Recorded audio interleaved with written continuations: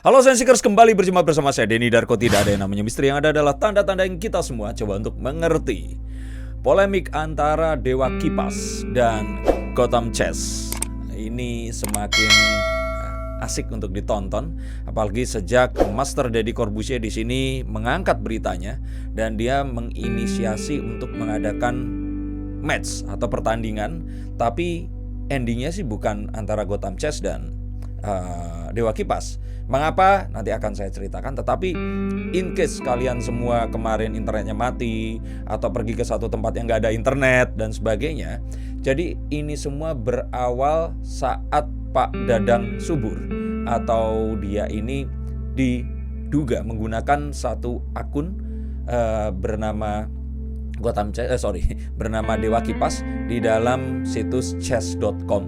Jadi chess itu catur, chess.com, dan melawan salah satu YouTuber pecatur yaitu Gotham Chess atau namanya ini Levi Rosman. Ini International Master sepertinya.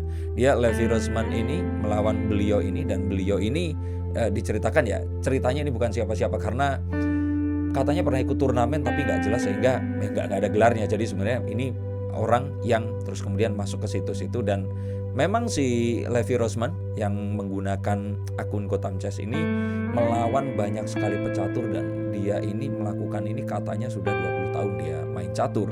Usianya udah baru 25 tahun, berarti sejak umur 5 tahun seumur anak saya dia udah main catur. Nah, pendek cerita akhirnya si Gotham Chess ini kalah. Terus karena diduga si Levi ini tadi mereport atau melaporkan akun Dewa Kipas ini ke chess.com, akhirnya akun chess.com ini di-ban atau tidak boleh menggunakan lagi akun itu tidak boleh bermain catur di chess.com lagi.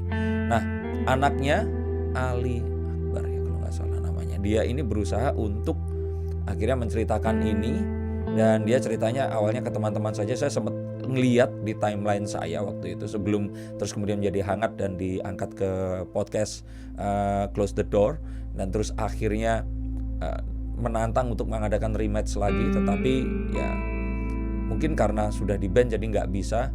Akhirnya netizen yang merasa diperlakukan Dewa Kipas ini diperlakukan nggak adil, akhirnya berusaha untuk meluruk atau datang mereport si akun Gotham Chess ini tadi.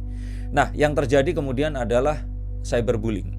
Jadi katanya membuli ibunya, membuli keluarganya, semuanya, dan dia menjadi exhausted sampai akhirnya ini semua diangkat di podcast Close the Door.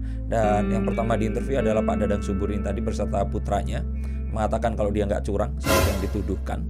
Dan terus kemudian nggak lama dari situ ternyata si Gotham Chess ini diundang untuk datang secara virtual di podcast Master Deddy Corbuzier bersama dengan salah satu Grandmaster Indonesia. Ini Grandmaster wanita pertama yang memegang muri, Iren Karisma Sukandar, dan usianya pun baru masih 28 tahun, seorang pecatur yang berbakat sekali. Dan dia ini juga ditanya, jadi yang dimaksud dengan kecurangan itu apa? Ternyata di dalam algoritma si chess.com itu tadi, dengan satu dan cara penghitungan yang lain bisa menghitung akurasinya. Nah, akurasinya ini mencapai 97% katanya, dan itu nggak mungkin karena seorang Grandmaster internasional sekalipun itu tidak akan bisa seperti itu. Pendek cerita dari situ akhirnya si akun chess.com ini memban si Dewa Kipas karena diduga melakukan kecurangan. Jadi bukan karena dilaporkan oleh Levi atau Gotham Chess, tapi memang algoritma atau mesin yang ada di Gotham Chess ini yang mengindikasikan ada itu, terus kemudian memban akun tersebut untuk tidak bisa bermain lagi. Nah, jadi sebenarnya yang pertama adalah netizen yang berasal dari Indonesia ini itu salah sasaran kalau ke Gotham Chess, karena sebenarnya bukan dia yang melaporkan itu. Dan dia pun mengatakan bahwa mau ribuan orang melapor nggak terus akan membuat akun itu di-ban kalau untuk di Gotham Chess. Nah, jadi kalau untuk di chess.com. Jadi dia kemudian merasa bingung harus seperti apa. Nah, setelah diinterview dikatakan bahwa si GM Irene ini tadi bahwa ya nggak mungkin mas ini semua terjadi, dan catur itu ada teori dan tekniknya dan semuanya bisa langsung ditonton di close the door. Tapi in the end di sini saya ingin membacakan kartu, karena hari ini saja pada tanggal 18 Maret 2021 ini terjadi 3 hal yang memang luar biasa. Satu, Pak Dadang Subur ini akhirnya mau untuk melakukan pertandingan, karena sebelumnya si Grandmaster Irene ini melayangkan surat terbuka dan secara langsung menantang, walaupun dia mengatakan bahwa ada 2 temannya yang lain pun ingin menantang. Nah, setelah disampaikan ternyata mau Pak Dadang Subur, tapi terus kemudian tiba-tiba agak sore tadi si Grandmaster ini mengatakan kalau dia nggak mau. Nah, tapi terus nggak lama dari itu, jarak 1,5 jam, kemudian ada update dari Master Deddy Corbuzier yang bilang kalau ternyata si GM Irene ini mau, Grandmaster Irene ini mau, hanya saja tadi itu menanti surat mungkin persetujuan dari Percasi, PB Percasi. Dan di sini kita nanti pada hari Senin akan melihat pertandingan antara seseorang yang dianggap tadi entah dari mana turun gunung tiba-tiba jago seperti itu melawan seorang Grandmaster. Seorang Grandmaster ini, kalau kalian mau tahu Grandmaster itu apa, ya coba googling aja dan tahu bahwa itu sesuatu yang butuh selain dedikasi, tentu saja pertandingannya benar-benar harus mengalahkan banyak pecatur dulu untuk mencapai posisi itu tadi. Dan menurut saya ini adalah sesuatu yang akan unik untuk ditonton. Kalau ternyata sesuatu ini menang, sesuatu ini sama-sama kuat dan memiliki gelar, ini akan seimbang. Tapi kalau di sini kita akan lihat nanti akan seperti apa. Apalagi di sini amat sangat kecil dimungkinkan terjadi kecurangan karena akan dilakukan secara konvensional, berhadapan secara langsung. Jadi bukan virtual lagi. Nah, dari kartu saya kira-kira akan seperti apa? Siapa yang akan jadi pemenangnya dan apa yang akan terjadi selanjutnya? Yang pertama di sini, sorry kalau nggak saya munculkan di belakang, tapi yang saya lihat di sini sepertinya Grandmaster Irene ini akan memenangkan pertandingannya ini tadi, permainan caturnya ini tadi. Bahkan kalau boleh saya bilang ini akan anti climax. Jadi sepertinya hanya dalam beberapa langkah, ini bukan satu pertandingan yang akan seru nantinya. Seru dalam artian akan alot tetapi langsung kayak cepet gitu loh, ini akan selesai. Ini yang kalau dari kartu ini saya lihat seperti ini. Ini bukan pendapat saya pribadi, tapi arti dari kartu ini saya pikir sudah cukup jelas bahwa nantinya ternyata si Grandmaster ini bisa memenangkan easily, dengan mudah. Bukan saya di sini meremehkan, tetapi sepertinya memang untuk satu dan lain hal nanti akan terjadi kemenangan, dan kemenangannya ini akan ada di pihak Grandmaster Irene jika ternyata ini terjadi pada hari Senin ini nanti. Dan kalau saya lihat lagi di sini, dari match yang akan dilakukan pada hari Senin ini nanti, kita akan lihat sesuatu yang terus kemudian akan terkuak.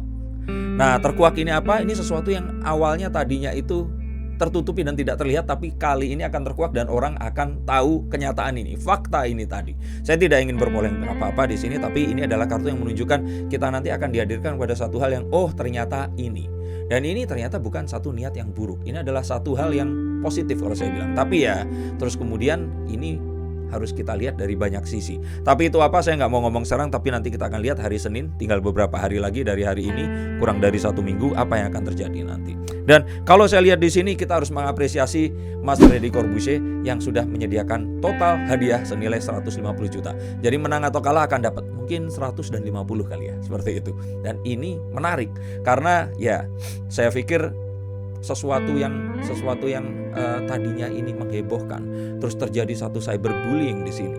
Kalau ini bisa selesai dengan cara seperti ini bisa jadi satu grand scheme yang bisa kita tiru, sesuatu yang positif yang akan bisa kita lakukan lagi jika hal semacam ini takutnya terjadi lagi. Dan kalau saya pikir kita juga harus mengapresiasi si Grandmaster Irene ini yang mau, kalau saya bilang ya turun gunung, sebenarnya dia sih yang turun gunung, karena dia harus meresikokan melawan seseorang yang tidak memiliki gelar percaturan profesional untuk berhadapan langsung dengan dirinya. Dan di sini tidak diukur dari usia, di sini tidak diukur dari stamina dan sebagainya, tapi benar-benar diukur dari kepiawaian mereka mengarahkan dan memainkan bidak-bidak ini tadi untuk mencapai satu kondisi tertentu sehingga dia bisa mengalahkan lawannya ini. Dan saya pikir ini adalah satu hal yang ya sebenarnya good for both of them gitu loh. Ini bagus, tapi ya sayangnya memang lebih mengandung resiko untuk si GM Irene ini tadi. Tapi dari move-nya ini tadi, saya pikir kita harus mengapresiasi Deddy Corbuzier, GM Irene, dan tetap kita harus mengapresiasi si ini tadi Pak Dadang Subur beserta Ali anaknya ini tadi. Kalau saya lihat nanti endingnya nanti pasti dari Percasi akan menawarkan untuk melakukan pembinaan kepada Pak Dadang Subur ini tadi.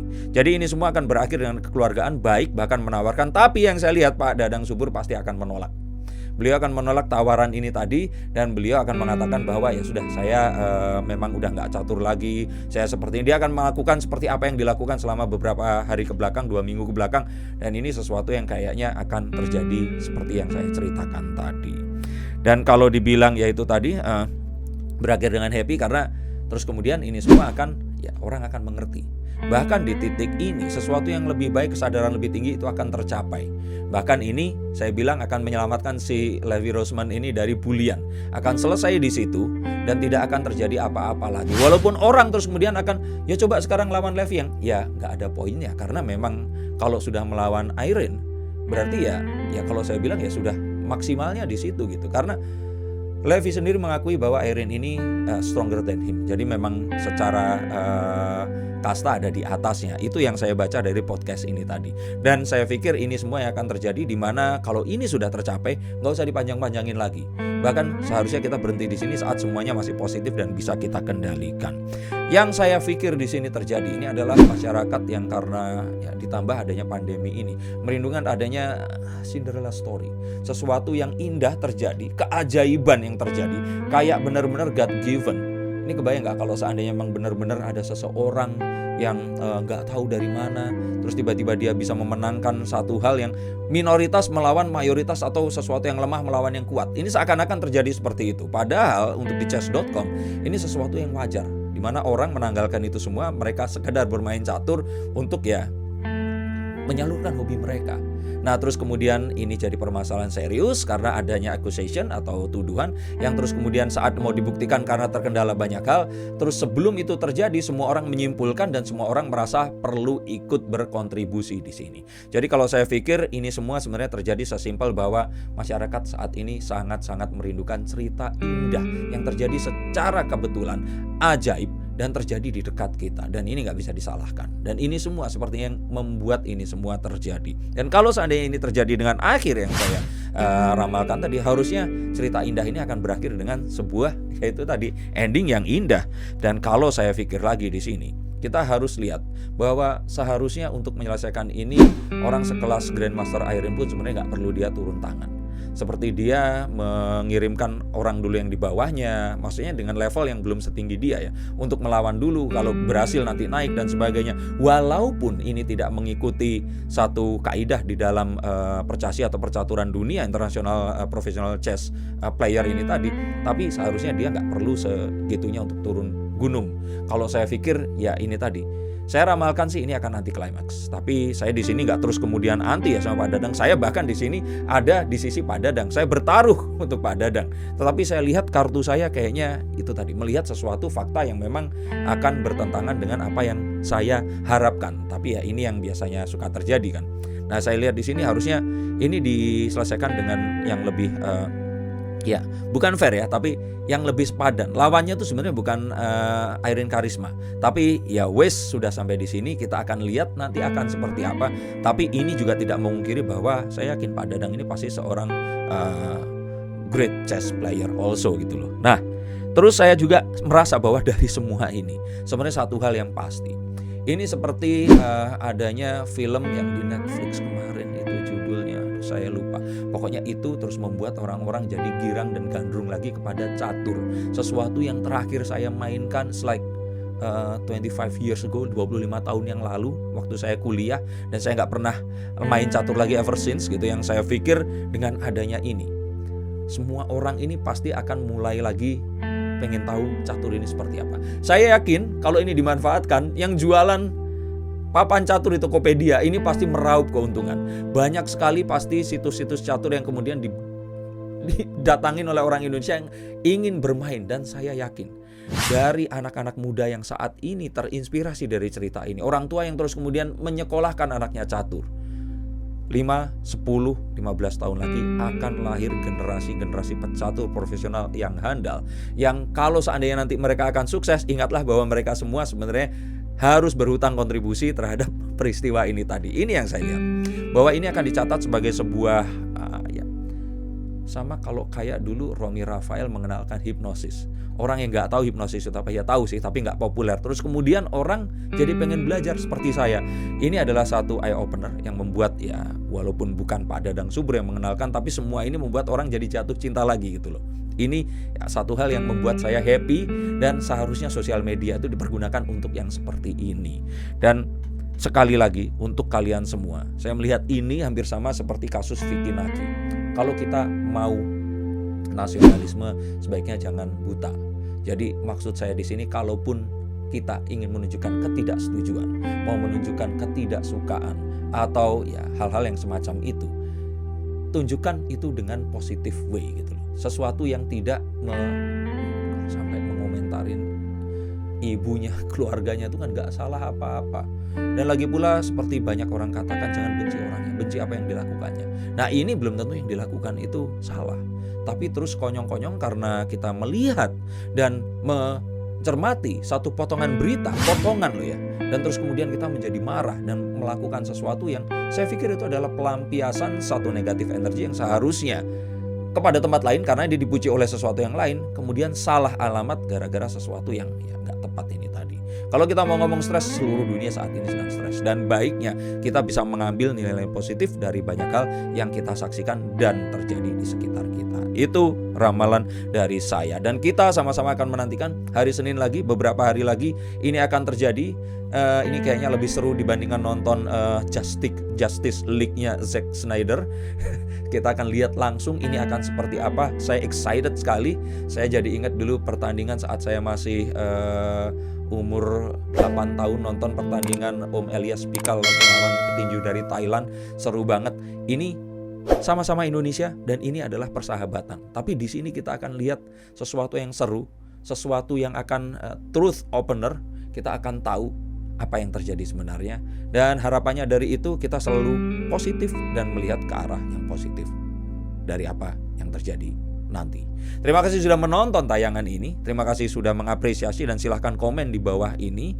Dan kalau kalian ingin diramal, silahkan telepon saya.